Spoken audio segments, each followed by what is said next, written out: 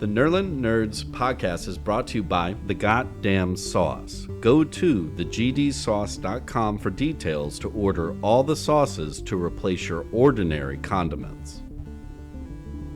Pulpery Media presents Nerlin Nerds with your hosts, Brock and Ben. This is where we discuss the pop culture topics that interest us and those minor details that irritate us. The last two episodes is where we're at? Yeah. Give or take? It doesn't matter. The last episode's where we're going to see. Remember, yeah, I mean, we just got to sum up. Bruh. Our impressions. So... Yeah, because it was like, leading into this, it was the After Hours episode, right? Where Dylan has the meeting with his wife. Dylan has a meeting with his wife, and then he gets because that leads into Dylan's storyline where he gets the letter back from his Audi saying, nah, dog. And then his Audi wife breaks up with him too. Yeah. Bro, that was some heart-wrenching shit. He had a ring made for her and everything. Fuck, Dylan, you didn't deserve that. Yeah, but then he gets It was good. But then he gets the response from his Audi being like you're a badass. Like, I'm a complete douche. You're a badass. And it makes me feel better that in there you're this master of everything. Which that was, I'm okay with Dylan's thing, and then he completely helps. Yeah, it's like, we'll get to the marching band in a minute. Irv and Bert. Whoa. Right, exactly, yeah. Like, what was that's right. I was telling you about that. You hadn't seen that last time. So he delivers, he delivers people to their death? What is he driving? I'm talking about Bert. Well, remember, he tries to get him to the train station just to leave and get out. But he was all talking about the shit that he would rather not talk about. Yeah. And that's what I was saying, yeah. So he kind of, he's the Audi that cleanses. Right. Or he's the fixer. He's the Michael Clayton of That's what I was. Lumen. I was looking for fixer. I was going to say he's the wolf. Well, yeah, better. Yeah, because the wolf would kill a person. Right, and then clean it up afterwards too. Okay. Yeah. So and take notes while doing it. Fucking gangster motherfucker. This is good coffee. Don't you think I'd buy it? I know it's good fucking coffee. That's why I buy it. All right, so. Yes, the final episode was, God, it was intense. Oh yeah, Mark gets his brain thing taken out. He wakes up. They talk to Cobell on the phone. I'm all over the place at this point. Yeah. That was the second to last episode. No, correct. So the in the final episode, the use of the camcorder. Oh, I read. The early 2000s. Mark S. having a conversation with himself. Yeah. Because that's what they were literally doing. And then got mad at each other. Well, but that was so brilliant. It's like, first it starts off like really copacetic. Yeah, it's like, here's what I want you to do, okay? And then he's like, okay, I completely understand that. Cool. And they go, and then it fucking escalated quick. And then the behind the scenes thing at the end. Adam Scott is talking about it. I never remember his name. And then Ben Stiller, who directed the finale. He did direct the finale. And he's talking about Adam Scott's portrayal, and he's like that Adam Scott nails the difference between the two Marks. Yeah. And that Mark S. Any Mark is even visually. Yeah. Yeah. But he's going no, you don't get to tell me. I'm just emerging as a human being. Right. Fuck you. You should think about what I want. This one. I'm not you, and you can't take that away from me. Right. Yeah. And he makes a fucking terrible decision at the end. Well, we'll get to that. Motherfucker. Okay, so... well, we do have to talk about... Wait, what was it? What did they call the goats? The rooms... What did she say? It really doesn't matter.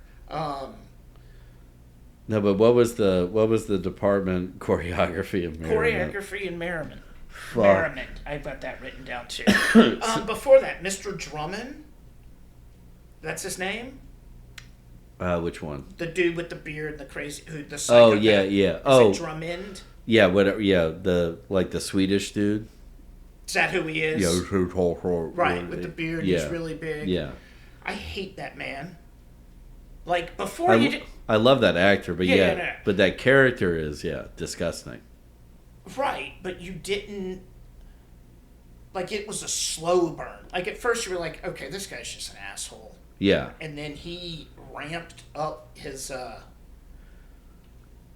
violence. I don't know, lack of a better term. Yeah. Yeah. Progressively gets more angry. Well, you think he's like unhinged. Yeah, he starts off like he's this sort of he's like the corporate liaison to Helly. Exactly. That's what I'm saying. Yeah, he's Helen. Like he's like the HR, the douche in HR who doesn't know what's going on, but it's like, here's this email. I got this. So he's Toby. Yes, that's who he is in the show. Okay. Well, that's what he seems like at the beginning, but then it turns out like it looks like he's the one running everything behind this. He would be the CEO. Yeah. Right? Because, no, I guess Keegan... No, he'd be the COO. Chief... Yes, yeah. He'd be Triple H. Yeah. Yeah, he's developing storyline. Yes. Yeah, he's a douche. Yeah, but... And nobody else works in corporate up there. Dies in the worst possible way. Right, he's like... I was going to get to that. Mark S. is like transferring back. And yeah. It's just and it's the trigger from the elevator that gets him to pull. Exactly. So he's like, his eyes are rolling back. And one of those the animal. It's a cattle gun. Yeah, thank you. That's It's what what the fuck Javier Bardem carried around in No Country for Old Men. And the kids in it had when they went into correct. This one was like a fucking ceremonial handgun that he like loads up and shit. But when it had, could you imagine Mark Audi waking up to a dude's artery spraying on your face? And then the elevator opens and it won't close. Ding. Ding. But it serves a purpose later on. It does. And then, even though the chambers spin, he still scares Sandra Bernhardt off. But the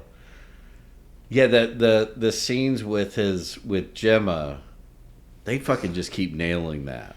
Like she's really fucking good, and they clearly have chemistry. Well, and that again in the behind the scenes part, the writer was it Daniel Erickson or something? Yeah, but he's talking about like. He loves that whole sequence because like first it's Audi Mark right and any Gemma and he's trying to get her to come on and then once they get out in the hall that's their reunion. Right. It's Audi Gemma with Audi Mark because when you're not on the Severance floor you're not severed. Right. So he took the elevator down not severed, but when he went in that room got out. Yeah, she was severed in the room. Then when they're in the hallway, they're both unsevered. Right. And then they get into the elevator. So fucking crazy. And then we have a reunion of Mark S. and Miss Casey. Yeah, Miss Casey. Yes. And then when they both were like in that. And so you have any Mark, Miss Casey, and then when she gets pushed out the door. Then it's Audi Gemma and any Mark, like which again they're talking about that. And I was like, I didn't fucking think about. Well, I knew that. That's why she was freaking out, and that's why Mark S. Well, yeah, I mean, but like that they go through all these phases in that. I guess that now that short, you're saying tiny that, time. we're saying it out loud. Yeah, that makes sense. Yeah, it's fucked up. That's what I'm saying. The ending was fucked up. What? Excuse me. Real quick before we get into it, Brianna Tarth. Yeah. And the goat, Wilfred or whatever, like, what were they? They were sacrificing goats for real? Yeah, I think there's got to be more to that. Well, I'm going to get to my theory here in a second. Because apparently there have been, she was just tired of seeing the goat she raised murdered. Exactly. So so they explain the numbers, right? And apparently it was the emotions of Gemma that they were, I'm assuming, taking away to make her as stoic as possible. Right? That's why Keegan was almost coming on himself because she walked in there and took apart this thing with no memory, or what is it? No emotions. Yeah, what does Cure call them though? It's like the. Oh yeah, I don't. You know what I'm saying? Yeah. It's like it's not timbers, but it's something. Yeah, like, but yeah, it's like, I guess like once they do that, then whatever her severed personality is like cleansed of all those. Right, and I guess would make her an open vessel for whatever. For Keegan. Yeah, or whatever weird. Keegan was watching that. Right, so I don't know what. Well, like, and is he trying to? What do they do? What's the end goal to have these? An empty vessel at this point. Yeah, I mean, remember they're giving. I keep cutting you off. They're giving her. He's giving her directions, instructions, and she's just following them until Mark comes in. Yeah, I mean, I'd have to. One, I want to give it time. Let the Redditors out there develop. I've already done that. Yeah. Yeah, well, I mean, one of them I saw that Devin, the sister, is heavily involved. Yeah, I mean, clearly, there's something else going on there. But that originally I heard like the goats were temporary vessels, but the idea is that the Egans are trying to create, immortality by being able to implant. Oh, you mean like Foundation? Yeah, or what's another one? I mean, there was another TV show movie that was like that where they're trying to like I know, like Black Mirror did an episode. There was a horror movie. Or it's like a Get Out. Thank you. God damn it. Yeah, that's why I was getting pissed with myself. It's like it's not a hard one to remember, but it's like that. Yes. Yeah, where you're transplanting brain consciousness into something else. I think right, and in order to do that, you have to hard reset the vessel. Yeah. Wipe the hard drive completely clean. How about this? Fuck is their term? I can't remember it. Yeah, but it's like uninstalling an OS. Yeah. Factory reset. Thank you. God, that's what I was trying to get to. Right. Okay. How much time do we have? We got about 2 minutes or so. Okay. Can we talk about choreography and merriment? Well, and what that leads to. Well, the introduction. Yes. So the wax cure was fucking creepy. Devour fecal. Oh yeah. That means eat shit. Yeah. But like fucking milkshake. Yeah, milk. Like first off, like the banter between him and the mannequin, fucking fantastic. And then when it was the transition, and he has to awkwardly drag the mannequin out. Yep. Ding, ding, ding, ding, ding. And that's why he drug it out, and then the Southern University band came out. Yep. But then Dylan and Helly getting, pleading to the band to help stop Milchek. But then again, in the behind the scenes thing, I didn't think about it at the time. It's the macro data uprising. Oh right, because they talk about that, right? Yeah, I mean that was season 1, right? Like that's what R&D that's what was. They started. Yeah, with the marching band. They get the marching band on their side, and it's the macro data uprising over Milchek. And who knows where that's going. So it's happened before, it'll happen again, is what you're telling me, in the severed world.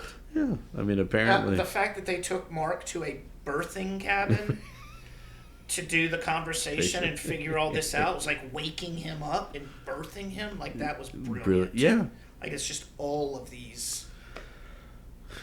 And I'm glad we got more Patricia Arquette. The following segment has been brought to you by The Goddamn Sauce. Go to thegdsauce.com for details to order all the sauces to replace your ordinary condiments.